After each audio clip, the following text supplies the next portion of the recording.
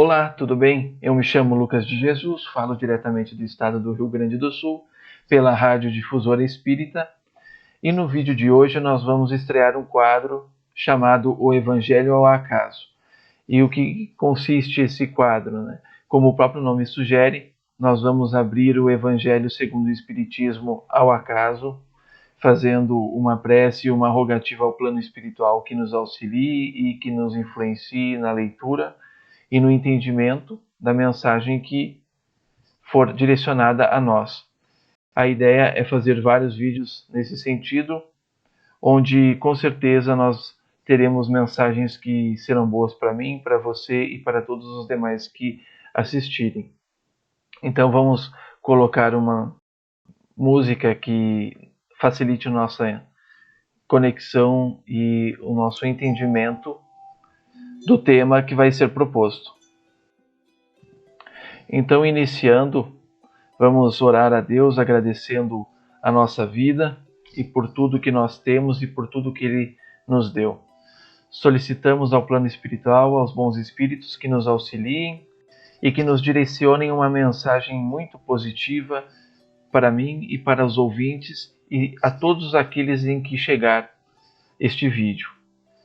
Nós não nos importamos que sejam muitas pessoas, mas que todas que possam receber este vídeo possam sair beneficiadas através dessa leitura. Obrigado, Deus, que assim seja.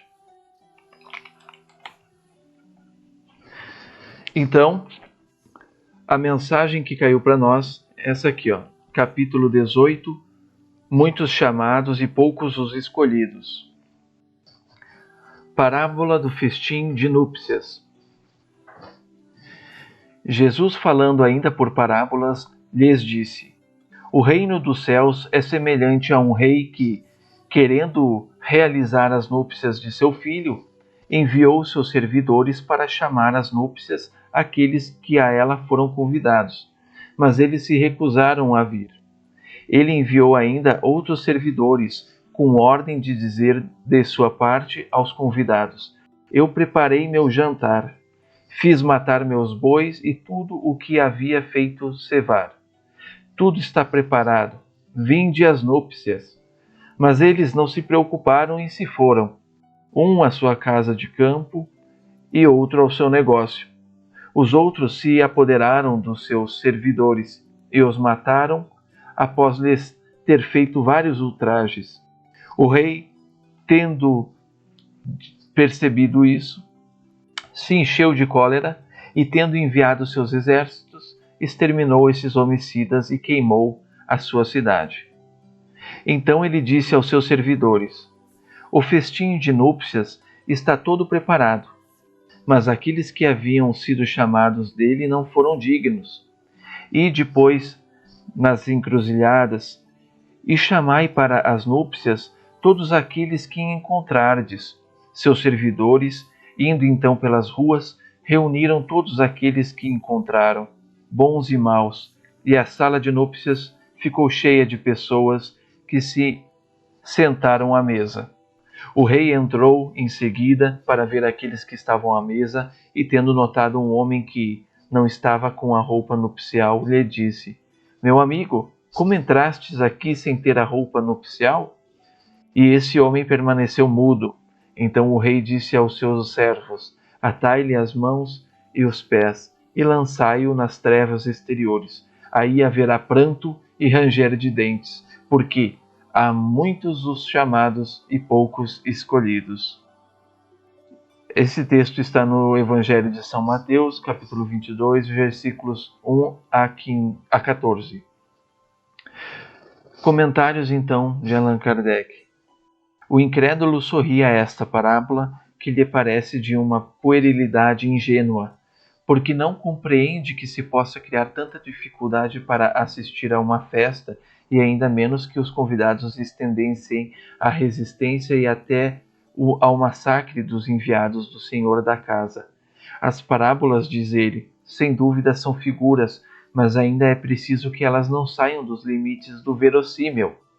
Pode-se dizer o mesmo de todas as alegorias, das fábulas mais engenhosas, se não são despojadas do seu envoltório para lhe procurar o sentido oculto, Jesus auriu as suas nos usos mais vulgares da vida e as adaptou aos costumes e ao caráter do povo ao qual falavam. A maioria tem por fim fazer penetrar nas massas a ideia da vida espiritual. O seu sentido não parece, frequentemente, ininteligível, senão porque não se parte desse ponto de vista. Nesta parábola, Jesus compara o reino dos céus, onde tudo é alegria e felicidade, a uma festa. Para os primeiros convidados, fez alusão aos hebreus, que Deus chamou primeiro ao conhecimento da sua lei. Os enviados do Senhor são os profetas que os vieram exortar a seguir o caminho da verdadeira felicidade, mas suas palavras sendo pouco escutadas, suas advertências sendo menosprezadas, vários mesmo foram massacrados, como os servidores da parábola. Os convidados que se desculpam com os cuidados a dar aos seus campos e aos seus negócios são o símbolo das pessoas do mundo que, absorvidas pelas coisas terrestres, são indiferentes quanto às coisas celestes. Era uma crença entre os judeus de então que sua nação deveria adquirir a supremacia sobre todas as outras. Deus não havia, com efeito, prometido a Abraão que a sua posteridade cobriria toda a terra? Mas sempre tomando a forma pelo fundo, eles acreditavam numa dominação efetiva e material. Antes da vinda do Cristo, à exceção dos hebreus, todos os povos eram idólatras e politeístas.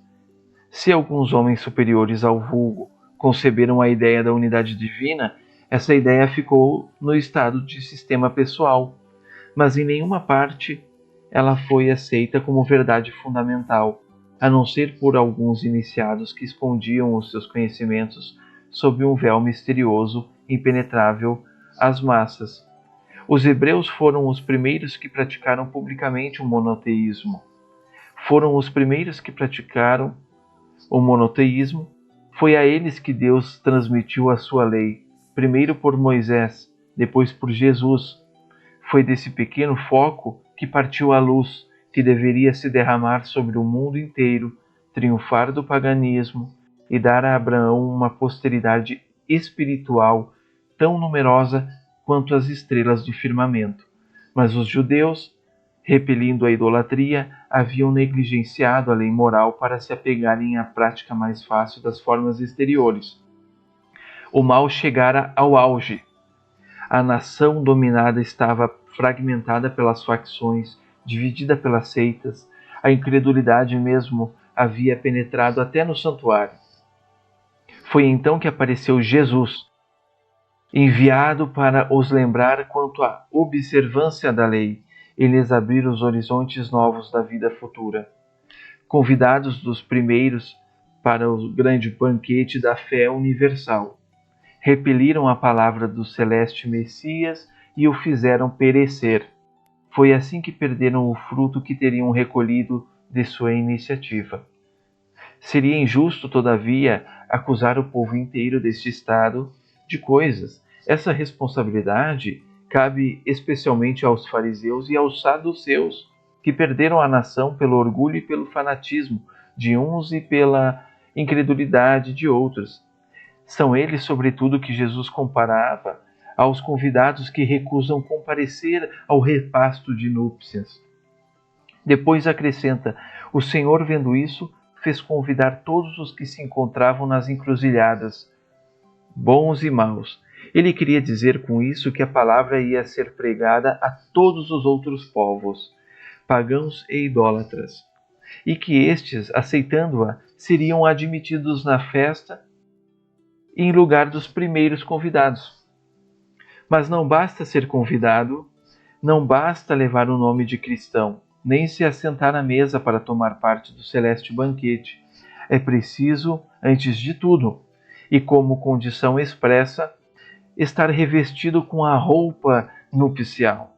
Quer dizer, ter a pureza de coração e praticar a lei segundo o Espírito. Ora, essa lei está inteiramente nessas palavras: fora da caridade não há salvação. Mas entre todos aqueles que ouvem a palavra divina, se tornam quão poucos há que aguardam e que a praticam. Quão poucos se tornam dignos de entrar no reino dos céus. Por isso Jesus disse: haverá muitos chamados e poucos escolhidos. Então, repetindo, o capítulo 18 do Evangelho segundo o Espiritismo, chamado de muitos chamados e poucos os escolhidos. Bem, essa leitura ela realmente foi muito interessante e ela foi muito esclarecedora. Fala sobre Jesus tudo dizer em parábolas para melhor compreensão. Fala também sobre os hebreus serem o primeiro povo a praticar o monoteísmo, ou seja, a acreditar em um único Deus. E isso já demonstra uma evolução espiritual em acreditar numa divindade, mas também faz alusão à confusão que eles fizeram no início, principalmente os saduceus e os fariseus, deturpando a mensagem espiritual profunda que aquele povo monoteísta havia tido o privilégio de obter. Por isso, então, é enviado Jesus para trazer uma reforma espiritual gigantesca no mundo que repercute até hoje. Os profetas anteriores a Jesus, aqueles do Antigo Testamento e, por que não, até do Novo, como, por exemplo, João Batista, todos eles foram, a grande maioria deles, massacrados pelo próprio povo. Então, a parábola também faz menção a eles. E, posteriormente, nós vemos as pessoas que não entendem ou que optam por não entender aquela mensagem ou não aplicá-la à sua vida. Agradecemos, então, ao plano espiritual pelo auxílio e pela indicação dessa mensagem e agradeço a você que está acompanhando o vídeo. Obrigado por ficar até o final e solicito que compartilhe essa mensagem para todas aquelas pessoas que estão precisando de um alento, que estão precisando de um calor no coração, um calor espiritual. Todo o crédito a essa mensagem maravilhosa aos espíritos que auxiliaram Kardec na codificação e aos espíritos que nos auxiliaram a abrir e encontrar essa mensagem ao acaso. Então, hoje é a estreia desse quadro, O Evangelho ao Acaso. Espero que tenham gostado e faremos mais vídeos neste sentido também, além de outros temas. Obrigado pela sua atenção. Até a próxima. Rádio Difusora Espírita, a serviço de Jesus.